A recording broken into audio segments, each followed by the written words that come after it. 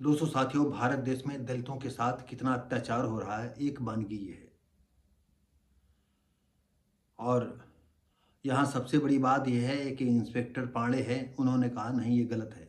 आप बताइएगा कि एक गरीब औरत, दलित औरत, इसकी इतनी जुर्रत है वो झूठ आरोप लगाएगी। और आरोप क्यों लगाएगी झूठ? तो आइए हम घटना की ओर चलते हैं कि देखिए, कक्षा 7 में एक लड़की पढ़ती थी, दलित समाज की थी। स्कूल में किसी बच्ची के पैसे खो गए। कक्षा 7 की छात्रा थी। और सबसे बड़ी बात यह है, इसी एक लड़की की तलाशी ली गई और टीचर ने पहले तलाशी लेने की बात कही और उससे सारे कपड़े उतरा दिए। अब क्या बताया जाए कि टीचर का बस नहीं चलता, नहीं तो उसके गुप्तांग में भी टटोल करके देखती कहीं उसने तो नहीं 30 रुपए जो है अपनी गुप्तांग में छुपा रखे हों। बड़े अफसोस के साथ ये बात हमको कहना पड़ रहा है। और जब पैसे नहीं मिले तो इसके बाद जात उसे गालियां दी। लड़की बिल्कुल अधमरी जैसी हो गई। अरे, कक्षा 7 की लड़कियां बहुत समझदार होती हैं। 12, 13, 14 साल की लड़की होगी और उसके साथ ये हैवानियत बढ़ती गई। जब उसने मेरे माँ से आकर के बताया तो माँ ने जो है पुलिस को रिपोर्ट की, शिक्षा विभाग को दी, बीएसओ को दिया। पुलिस जो है जाते हैं तो वो कहते हैं नहीं, ये गलत कह रही है। यहाँ पर पुलिस, काश ये पुलिस की वर्दी पर दाग न लगाते और ईमानदारी से अपना। तो 200 साथियों, ये घटना है अमेठी जिले की, फुर्सतगंज के बहादुरपुर ब्लॉक के परसदी स्कूल की। शर्मनाक व बीजेपी प्रशासन की पोल खोलती हुई घटना के 2 दिन बाद पीड़िता की मां ने शनिवार को पुलिस व शिक्षा विभाग को शिकायत की।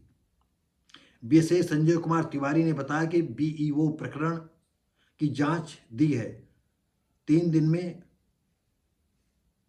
वो रिपोर्ट देंगे।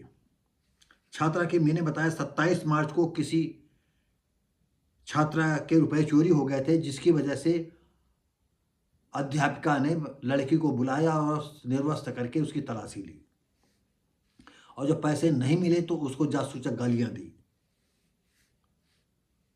आरोपी शिक्षिका ने बताया कि जिस छात्रा ने के रुपए गायब हुए थे उसी ने तलाशी ली उसको। हाँ, यानी शिक्षिका को क्या कहा जाए, जातिवाद की पूरे ऊपर नीचे तक ये सब बनी हुई। सवर्ण कितना जातिवादी होता है इसकी वानगी है। यानी उस लड़की को उसी लड़की पर शक है और शक अगर हुई तो उसके ऊपर पैसा क्यों नहीं निकला, और पैसा गया तो फिर कहां गया, किसने ले लिया उसका पैसा? यह सोचने की बात है कि किस तरह से उसको सामाजिक प्रताड़ना और एक टीचर के द्वारा प्रताड़ना। और इसके बाद जो है इंस्पेक्टर श्री राम पांडे हैं, ये भी ब्राह्मण आदमी पांडे जी, और कहते हैं जांच में वो जो है निरपराध है, वो उस पर गलत आरोप लगाया जा रहा। वाह, बीजेपी की असली तस्वीर पेश हो गई यहां। अब बीईओ देखो क्या जांच करके देते हैं।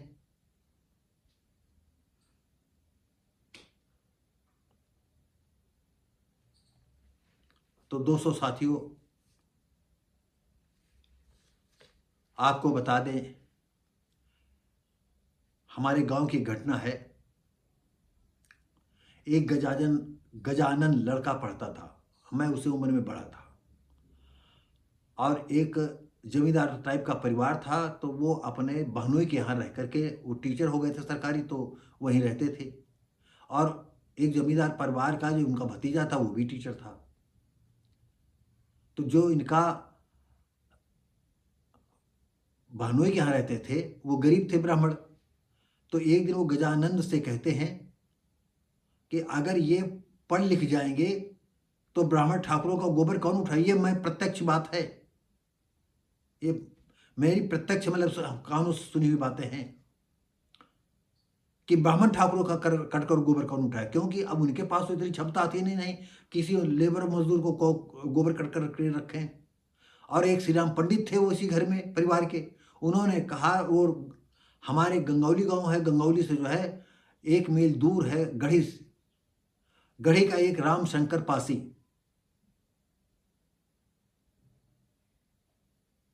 आज शायद एक्सपायर वो कर गए हैं, उससे कहते हैं कि अगर ये पढ़ गई हैं तो हमारे करकट गोबर को उठाई। ये दोनों घटनाएं मेरी आंखों सामने हुई है। और सबसे बड़ी बात इनकी नहीं है, हम आप दलितों की है, शूद्रों की है, क्योंकि ये कभी इकट्ठा नहीं होना चाहते हैं।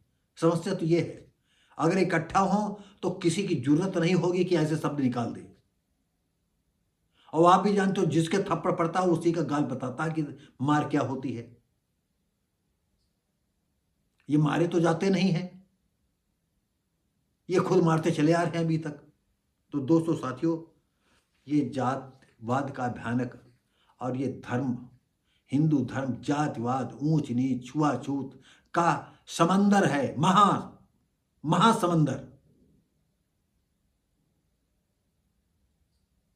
और ये भूतकाल से कोई सबक नहीं ले रहा है।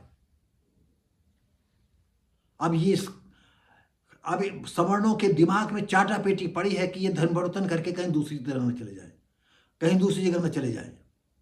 और हम कहते हैं अब तुमको एक वर्ग विशेष के ही लोग तुमको जमीन पर लाएंगे, तुम्हारी औकात तुमको बताएंगे, चाहे किसी पद पर हो, तुम उसी के लायक हो।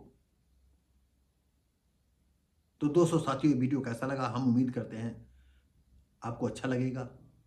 यहाँ दोस्तों साथियों, में मुझे जातवाद की बात आती नहीं है, लेकिन जब ज़्यादातर हम लोगों के साथ अत्याचार होता है तो कहीं ना कहीं जो है गुस्सा फूट पड़ता है, कभी इधर उधर की बातें हो जाती हैं। तो दोस्तों साथियों, हम मिलेंगे आपको अगली वीडियो में, तब तक के लिए नमस्कार।